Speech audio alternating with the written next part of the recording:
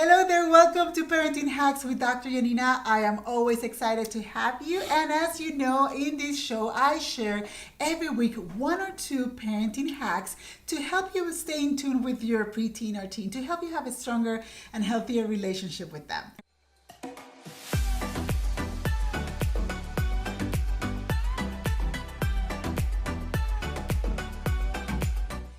And as I've mentioned in episode number 14, for the next couple of episodes, I am going to be having guests in the show for the series titled Teens Advice for Moms. So in every single episode, from episode number 14 to episode number 18, I'm going to have a special guest.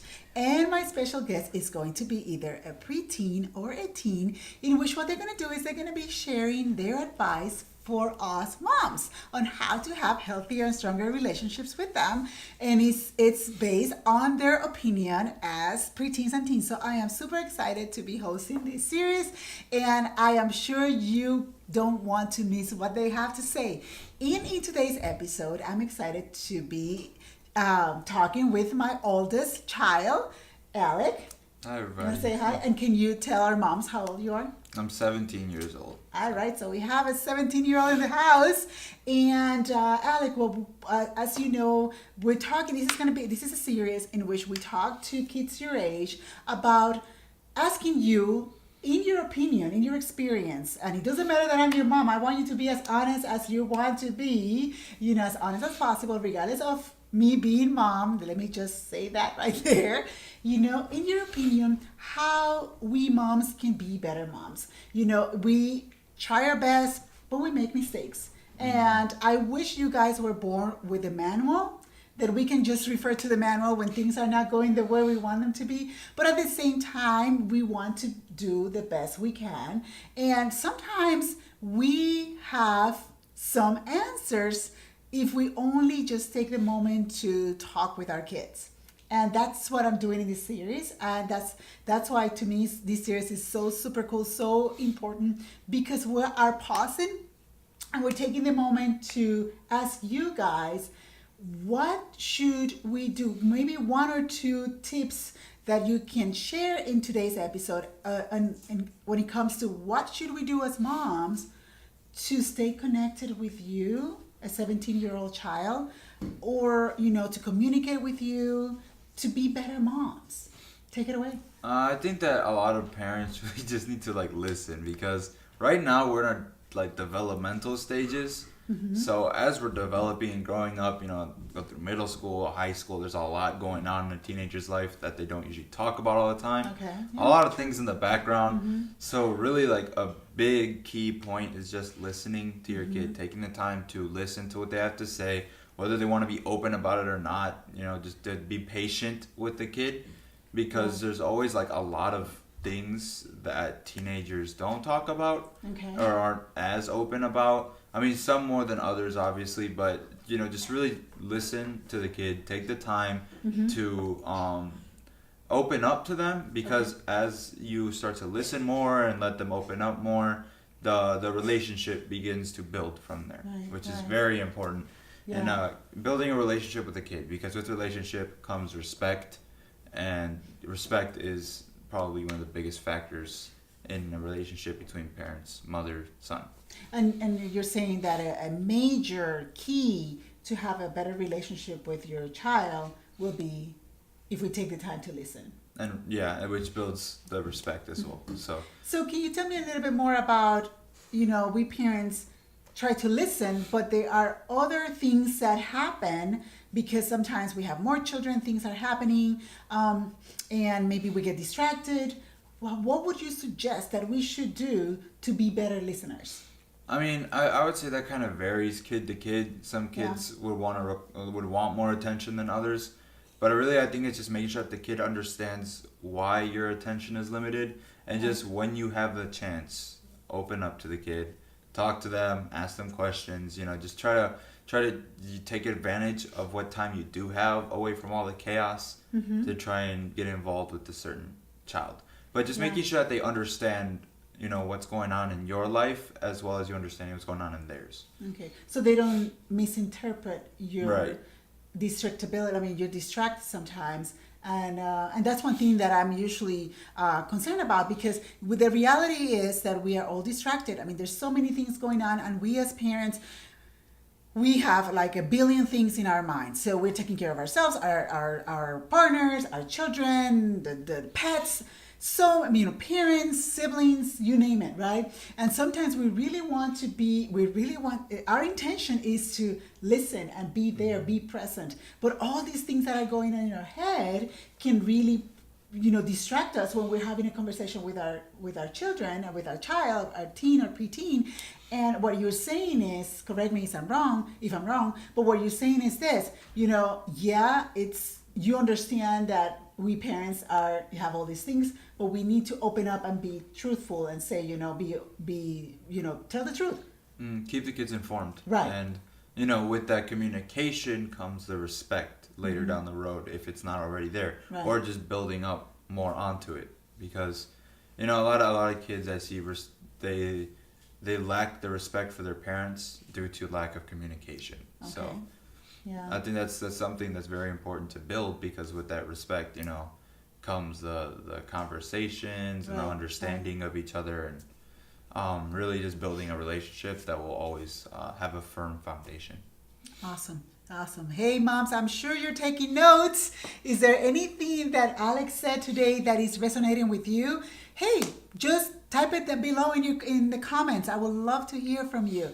And so you said something about the importance of listening, the importance of communicating, but there's sometimes that we parents want to be intentional about communicating, but we just get a very 1 or 2 word response from our kids, like either I don't want to talk about it right now, or I'm fine, but that they're not fine. They're just saying it to kind of like push us away. What would you suggest how should we handle, when it comes to your perspective, how should we handle that type of situation? I think that comes with understanding your kid and knowing if he or she is the type of kid that would like to, you use the 1 or 2 word responses, meaning leave me alone, Right. I can handle it on my own, or I want you to come back later and ask me. So I think that just comes down to understanding the kid. Once again, building a relationship so that you can understand them well and be able to respond accordingly to how they behave, or just know that sometimes a teenager just wants to be left alone for a little while and deal with something on their own and possibly talk about it later, and sometimes they want to see you actively try to engage with whatever's going on. So I would just say be able to understand the differences, and by understanding your kid, and then just always show that you care and that you're there whether or not they want to talk about it. So always have that presence. And that's a very key component. I really like that you're bringing that up. And the whole idea that because they're rejecting you at that moment, even though because we moms have this instinct, like, the 7th sense or the 6th sense, as they call it, and sometimes we do, most of the times we feel that there's something that is not right, there's something wrong.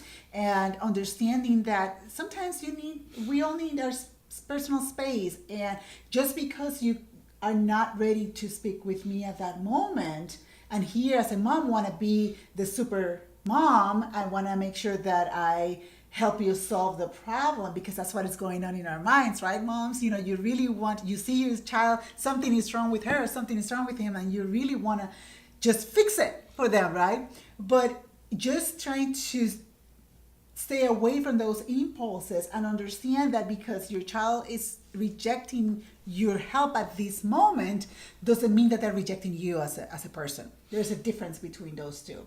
And that's what I'm getting from what you're saying. The whole thing that sometimes you're ready to talk about it, sometimes you're not ready to talk about it, but that doesn't mean that you're rejecting my support, my advice, or my help. You're just not ready to absorb it or process it at that specific moment. And as a mom, I shouldn't feel offended or by it, we might feel hurt. It's okay. I mean, we're human beings, for crying out loud, right? We definitely feel hurt, but it shouldn't be taken at a personal level, like you are somewhat not wanting me or my advice because you don't love me anymore, or whatever it is. It's the whole idea of understanding boundaries and providing personal space, right? Yeah, I would say that, and just that, no, for that kid, knowing that the presence is there if I ever need to seek you or reach you out, or reach out to you, that's like something to fall on, and it's always important for the kid to know that, okay, if I can't actually handle the situation on my own, then I can also seek help from my mother. That you have that kind of like cushion. Yeah, in cushion. there available. Awesome. Wow, moms, what do you think? There you have it. So to recap, your main advice is that we take the time to listen. That's what I call intentional listening. You take the time to listen to your kids and give them their space. Sometimes they're ready to speak with us. Sometimes they're not. Sometimes they need some time. Sometimes they are like right on. So I understand that, and don't feel attacked. Don't feel that that the relationship is broken because they are not ready to listen to you at that moment. But you should be available there to listen, and when you're listening, be mindful and intentional about it. And be open. When things are happening, right? Be open. Awesome. I mean, there you have it. Thank you so much, Alec, for being with me today. Thank you for your hacks. I'm sure they are very, very helpful or your tips for the moms that are watching today's episode.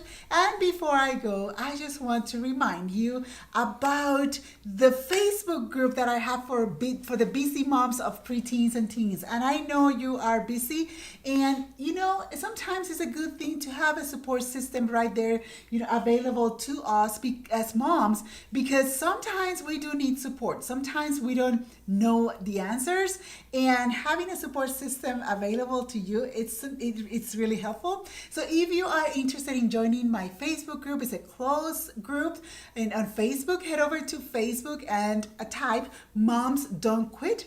It's a Facebook group for the BC moms of twins and teens. I would love to have you in this group. So check it out. Join us. And until next time, the next episode 18, will be my last one of this series. And I look forward to having you in that episode. Until then, have a wonderful week. Bye. Bye.